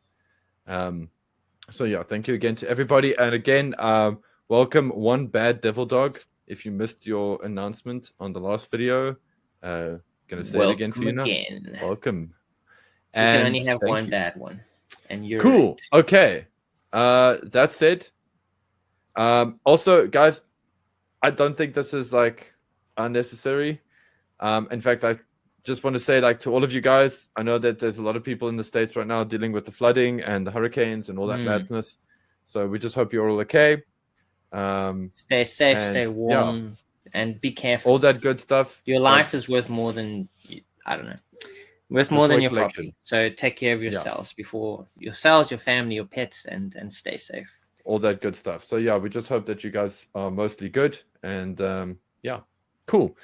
Mostly. Anything else, guys? As we are about that's to it. Ninja jump off a building here without a parachute. I'm out. Sweet. I did that cool big thing. Okay, I think there's a high likelihood that people are going to see the outro video twice now. Okay, let's go. Okay, very nice, guys. Bye. Be awesome. Like, should we gooi Yo Joburg? I feel like we need to gooi Yo Joburg. Gooi het, my bro. Gooi millies. Thank you for joining us, and Yo Joburg.